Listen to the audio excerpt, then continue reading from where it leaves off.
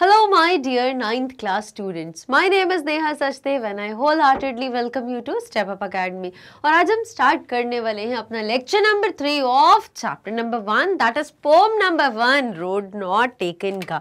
तो जहाँ पे लेक्चर नंबर 1 में जिसमें हमने वर्ड टू वर्ड पूरी पोम को समझा था, फिर लेक्चर नंबर 2 में हमने समरी देखी थी और पोएटिक डिवाइसेस समझे थे। So now it's turn to understand all the questions which are given after completion of the poem.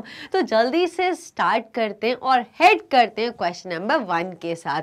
So here we go with the first category of question answers, that is thinking about the poem. So poem के बारे में सोचना है और question को answer करना है। तो thinking about the poem का जो first category है उसका question number 1 is where does the traveler find himself? What problem does he face? तो traveler कौन है? हमारे poet है। What problem, what does the traveler find himself, where does he find himself and what problem does he face? क्या problem उन्ने actually face करी, जल्दी से discuss करते हैं। So the traveler finds himself at a point where two roads diverge. Folk condition देखी थी, ये folk ऐसा होता है जैसे ऐसा shape का, ये लो मुझे बीच में भी इसको ऐसा करना चाहिए था, like this, ऐसा कुछ फोक होता है, ठीक है, जिसमें हम कुछ इसमें प्रिक करते हैं और फिर हम उसमें कुछ खाते हैं। So this is folk like. अब यहाँ पे ऑथर और दो रोड्स ऐसे कुछ, एक इधर जा रही है, एक इधर जा रही है, पोएट कंफ्यूज है, यहाँ जाए या यहाँ जाए। सो दिस इज व्हाट ट्रैवलर, यहाँ पे किसको रेफर किया गया है? पोएट को। कौन है इस पोएम रोड नॉट टेकन के पोएट? Robert Frost. तो Robert Frost, where does Robert Frost find himself? वो कंफ्यूजन की स्टेट पे है, वो एक ऐसी जगह पे है जहाँ पे थोड़े से कंफ्यूज हैं, इस ऑप्शन को ऑप्ट करें या इस ऑप्शन को। उनके पास दो चॉइसेस हैं, अब किसको फाइनल करें, वो अब उस कंडीशन पे। What problem does he face? So the traveler, that is Robert Frost, find himself at a point where two roads diverge. His problem is to decide on which road he should walk. अब universal problem of making right choice at right time is very important, ठीक है। तो उसी universal problem में हमारे poet Robert Frost भी थे। This is all about the first question, heading with the next one now. Discuss what these phrases mean to you. A yellow wood. Yellow wood का मतलब क्या होता है? wood हमने पहले भी देखा था, wood किसको रेफर कर रहा है? ट्रीज को रेफर कर रहा है, ठीक है। और ट्रीज कहाँ पे होते हैं? जंगल्स में होते हैं, फॉरेस्ट में होते हैं। येलो क्यों बोला है? ऑटम सीजन बता रहा है। ऑटम कैसे पता चला? ट्रीज में जो लीव्स है वो ग्रीन कलर की होती हैं और जब ऑटम सीजन आता है धूप की वजह से वो शेड होने लग जाती हैं और येलो कलर की पूरी हो जाती है, ठीक है। So that is all about yellow wood. तो जल्दी से देख लेते हैं क्या बताना चाह रहा है yellow wood. So a forest in the autumn season, that's it about. Two roads diverge in a yellow wood. तो कहाँ पे डाइवर्ज हो रही थी? दो रास्ते, जंगल में, फॉरेस्ट में दो रास्ते जा रहे थे जो डाइवर्ज हो रहे थे इन द येलो वुड। कहाँ पे येलो वुड? क्यों? क्योंकि उस ऐसे जंगल में जहाँ पे ऑटम का सीजन था और पतझड़ का समय था। This is all about question number second का first part। अब head करते हैं second के second part पे। Discuss what these phrases mean to you का second part is it was grassy and wanted where। इसका मतलब क्या होता है? हमने देख लिया, वो बिल्कुल हरा भरा था, बिल्कुल फ्रेश, बहुत अपील कर रहा था, बहुत अट्रैक्ट कर रहा था पोएट को। वो भी चाह, he was very much tempted to walk on that particular path and that path जो था, that path wanted where, वो भी चाहता था उसको कोई यूज करे, उस पर भी कोई चल के जाए, wear and tear हो वहां पर भी। I hope it is clear. The road was grassy because it was less traveled road. It wanted people to move on it. As simple as ABC. I hope it is very clear. अब head करते हैं second के third question की तरफ। The passing there. तो passing there का मतलब क्या होता है? जो भी लोग वहां से गुजर रहे हैं। Now let's immediately check with its answer. It implies walking on the road. Exactly there किसको रेफर कर रहा है? उस रास्ते की बात हो रही है। So it implies walking on the road. Let's immediately head with second question का fourth part. Leaves no step had trodden black. अब यहाँ पे बोला वहां पे ऐसी लीव्स थी that no step had trodden black, वहाँ पे किसी ने भी ऐसे पैर नहीं रखा और कोई भी लीव्स वहाँ पे ब्लैक, जब बिल्कुल पत्तियाँ सूख जाती, खराब हो जाती, वो बताना चाह रहे हैं. So let's check. It means the leaves had not been crushed under the feet of travelers. No step had trodden black. किसी मतलब रास्ता यूज ही नहीं हुआ, तो उस पर कोई चला ही नहीं, कोई चला ही नहीं. तो जो लीव्स गिरी हैं वो एज इट इज हैं, बिल्कुल भी डस्ट से, पैरों की मिट्टी से, या वहाँ पे लोग यूज कर रहे थे उस रास्ते को, उसकी वजह से लीव्स बिल्कुल खराब नहीं हुए, वो एज इट इज ही हैं. The leaves had not been crushed under the feet of travelers. Heading with the fifth one, how way leads on to way. अगर ये कब देखा था हमने फर्स्ट में कि अगर वो इस एक सेकंड ऑप्शन को ऑप्ट कर लेते हैं, ये कंसिडर करते हुए या ये अपने हार्ट को जस्टिफाई करते हुए कि दिस ऑप्शन जिसको मैं अभी फॉरगो कर रहा हूँ, जिसको मैं छोड़ रहा हूँ अभी के लिए, उसको मैं कल ऑप्ट करूँगा. बट फिर वो जस्टिफाई करते हैं कि शायद डाउटफुल, स्केप्टिकल हो जाते हैं रॉबर्ट फ्रॉस्ट कि ये जो रास्ता है अगर मैंने इसको ऑप्ट कर लिया, if I start moving on this particular path, this choice if I avail, और मैं इस पाथ पे मूव करना शुरू कर दूं, so this way would lead me to some different way, ये रास्ता मुझे कहीं और ही पहुंचा देगा, तो then I have a doubt कि मैं वापस आ भी पाऊंगा कि नहीं आ पाऊंगा. So how way Leeds on two way, कि ये रास्ता कहाँ से कहाँ पहुंचा देगा. जल्दी से चेक कर लेते हैं with the correct answer. So How one road leads to another, कि ये रास्ता कौन से रास्ते तक, यहाँ से वहाँ से वहाँ कहाँ पहुँचा देगा. So this is all about how way leads on to way. Now let's head with the next question. Third question का first part. Is there any difference between the two roads as the poet describes them in stanza 2 and 3? तो जल्दी से question समझ में आ गया? Yes. Is there any difference between the two roads as the poet describes them? क्या दोनों रास्तों में कुछ difference था क्या, जैसा कि poet ने describe करा है वो बताना है हमें, ठीक है. और particularly किस sense में, in stanza 2 and 3 की reference में बताना है ये वाला आंसर. तो जल्दी से चेक कर लेते हैं. So there is no difference between the two roads in stanza 2 and 3. 2 and 3 particularly अगर हम दो stanzas की बात करें, अभी भी अगर confusion है, so please detail video lecture number 1 देख लीजिए, समझ में आ जाएगा paragraph 2 या स्टांजा 2 और स्टांजा 3 में क्या बात करी गई थी रोड के बारे में. So then you would be justified कि yes there is no difference between the two roads in stanza 2 and 3. So what about is there any difference between two roads as per the poet in the last 2 lines of the poem. Poem की last 2 lines में क्या कुछ ऐसा difference पता चला था हमें दो रोड्स के बारे में? In the last 2 lines of the poem, the poet tells that the road he opted for is less traveled. Last में उन्होंने बताया finally, और ये कब बताया, जब उन्होंने कहा कि बहुत सालों बाद, years and years, ages and ages hence, की मतलब सदियों बाद, जब वो फ्यूचर में कभी किसी को अपने एक्सपीरियंस बता रहे होंगे कि मैंने ये बहुत साल पहले ये 2 चॉइसेस थी मेरे लाइफ में और मैंने एक ऐसी ऑप्शन को ऑप्ट करी और फिर मैं जो कुछ भी हूँ मैं उसकी वजह से हूँ. जो भी डिफरेंस आ जाए वो उसी ऑप्शन की वजह से या उसी डिसीजन या उसी चॉइस की वजह से जो भी आज मैं बना हूँ, या पॉजिटिव भी हो सकता है, नेगेटिव भी हो सकता है. सो और हाँ, और क्या लाइंस के बारे में क्या अबाउट 2 रोड्स के बारे में क्या बोला था. So in the last 2 lines of the poem poet ने हमें ये भी बताया कि मैंने उस रास्ते को ऑप्ट किया था, मैंने उस पाथ को फॉलो किया था which was less travelled by, जो मुझे बहुत ही अट्रैक्ट कर रहा था, बहुत ही ग्रासी था, बहुत ग्रीन लग रहा था, fresh, unused, and that path wanted wear, तो मैंने इसलिए उसको ऑप्ट कर लिया. I hope it is well justified, right? Head करते हैं next question की तरफ. What do you think the last 2 lines of the poem mean?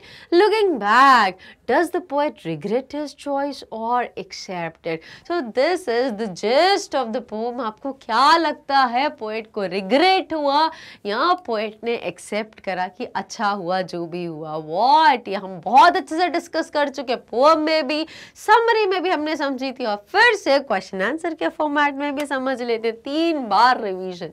Okay fine. So the last 2 lines have the quintessence of the poem. The poet expresses his opinion that it becomes difficult for a normal human being to change his or her decision. Of course, ये normal क्या कोई abnormal के लिए भी possible नहीं होगा. जो हमने एक बार डिसाइड कर लिया है, कैसे फिर हम लाइफ में आगे जाके फिर इस पॉइंट पे वापस आए. सो ऐसा नहीं हो सकता है कि एक बार हमने डिसीजन ले लिया, we have to whatever be it, वो अच्छा हो बुरा हो, हमें अच्छा लगे या ना अच्छा लगे, हमारे पास कोई और चॉइस नहीं होगी उसको परस्यू करने के अलावा. सो the last 2 lines have the quintessence of the poem. The poet expresses his opinion that it becomes difficult for a normal human being to change his or her decision. The poet intends to walk on the first road, but he couldn't do so because life doesn't offer multiple chances to choose. अब poet यहाँ पे क्या intention बताते हैं कि to walk on the first road, कि वो बोलते हैं कि आज मैं ये ले लेता हूँ और ये वाला जो रोड है ये मैं कल फिर से कल मैं इस वाले वे पे चल के देखूंगा. आज मैं इस पाथ को फॉलो करता हूँ, कल मैं उसको. बट फिर उनको याद आता है कि यहाँ से अगर मैं चलना शुरू करूं तो मैं कहीं और पहुंच जाऊंगा. Then I have a doubt, I am bit skeptical कि मैं यहाँ पे आ भी पाऊंगा कि नहीं आ पाऊंगा. और वो ये भी समझ जाते हैं कि it's not possible for normal human being to opt both the options या to avail both the choices और both the decisions. So the poet intends to walk on the first road but he couldn't do so because life does not offer multiple chances to choose. हमें एक को ही choose करना पड़ता है out of many. The decision taken may mar one's future or lead one to success. जो भी आपने decision लिया, what would that do?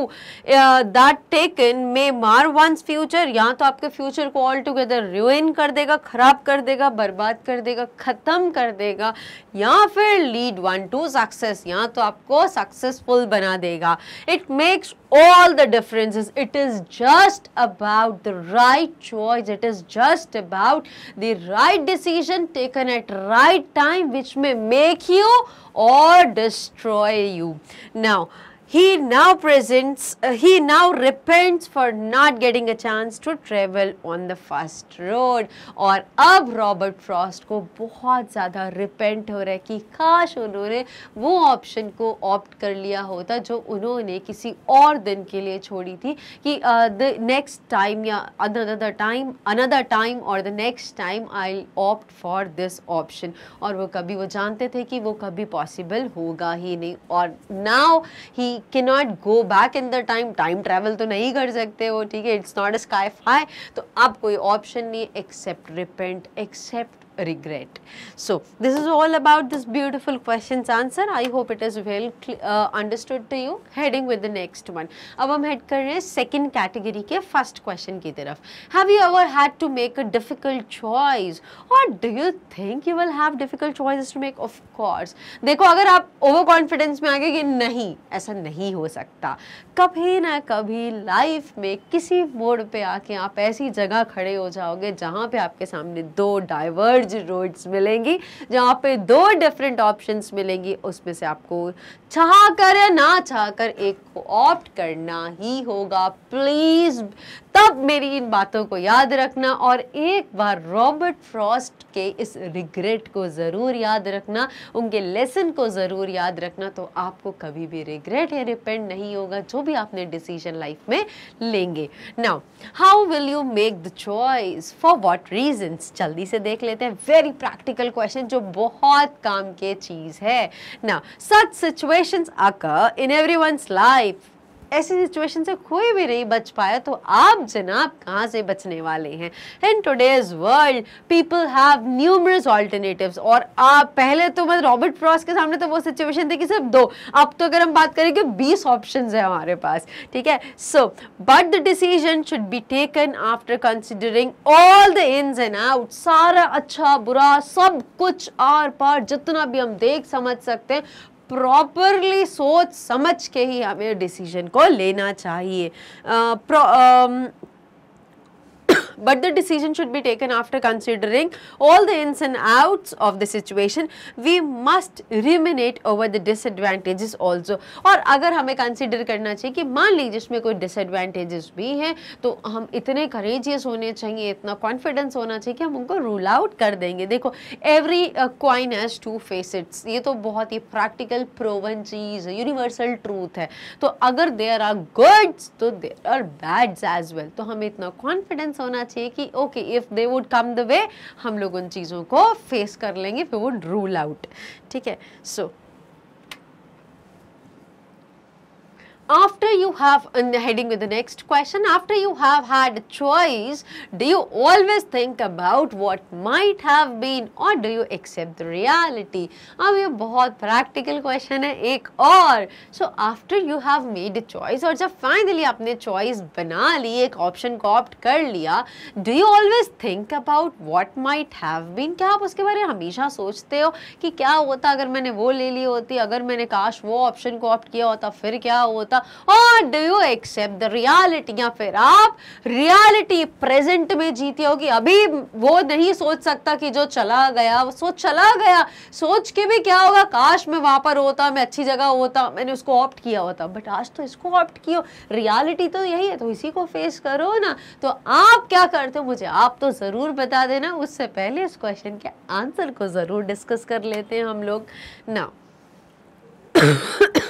one should live in the present and not in the past. The philosophy of is the key to attaining success. जो present is मतलब जो है अभी, this is only what we have now. और जब हम now में जीना सीखेंगे, जब हम प्रेजेंट में रहेंगे, पास्ट के बारे में ज़्यादा रिग्रेट नहीं करेंगे, तभी हम खुश रहेंगे. अदरवाइज अगर आपको दुखी रहना है तो चॉइस इज ऑल योर्स. आपको बस क्या करना है, बीते हुए समय के बारे में दुखी होते रहिए कि काश ऐसा किया होता, काश ऐसा कर लेती, काश मैं आ नहीं जाती, काश दूसरी ऑप्शन को ऑप्ट कर लेती. फिर फ्यूचर के बारे में थोड़ी सी और टेंशन ले लीजिए, आप पता नहीं क्या होगा, कैसे होगा, कहाँ होगा, ये सब. तो प्रेजेंट में तो आप कभी जी नहीं पाओगे and you would be all time worried और फाइनली आप बहुत ज़्यादा डिस्ट्रॉय हो जाओगे. तो यहाँ पे life is all about living in the present, thinking about the present and enjoying about the present top of all. So the philosophy of is that is the only key to attaining success. जो present में रहेगा वही successful हो पाएगा. Life is not a bed of roses, of course. Its hurdles are to be crossed bravely. देखो, life is not about bed of roses. सबको ऐसा नहीं मिलता कि all are born with silver spoons, you know, all are over blessed. तो सबके साथ कुछ ना कुछ problems तो ज़रूर आती हैं. अगर आपको लगता है कि अगर हम बात करें प्राइम मिनिस्टर की, अगर हम बात करें प्रेसिडेंट की, अगर हम बात करें बड़े क्रिकेटर्स की, तो आपको क्या लगता है इनको तो नेम फेम मिलता है, क्या ऐसे ही मिलता है? Don't they face some challenges in the life? उनके साथ भी बहुत सारी प्रॉब्लम्स होती हैं, हमें दिखती नहीं है, हम उनको देखना नहीं चाहते, but yes there are. So but हमें ये होना चाहिए कि we should be ready to cross all the hurdles that come way. One must not feel nervous and get dejected in the trying circumstances. On some instance, one needs to be confident about the choice he or she makes. बस याद यही रखना है कि on some instance, जो भी instance आ जाए, कुछ भी हो जाए, हमें हमेशा ये चीज़ पे बहुत ज़्यादा भरोसा रखना है कि जो भी हमने choice बनाई है, जो भी हमने decision लिया, जो भी हम path पे चल रहे हैं, that is only the best one, और यही हमें रिजल्ट देगा, बिकॉज ये हमारे चॉइस थी. हमने खुद फ्री माइंडली बहुत सोच समझकर इस चॉइस को फाइनली लिया है, इस डिसीजन पे हम आए हैं और इस पाथ को फॉलो कर रहे हैं. This would only lead us towards success. With these beautiful words I shall take your leave now, because now ends the complete question answer which are given after completion of the poem in your book. I hope अब पूरी poem बिल्कुल clear हो गई है. मिलेंगे next video में. Till then stay tune and stay connected with step up academy. Bye bye and do take very good care of yourselves.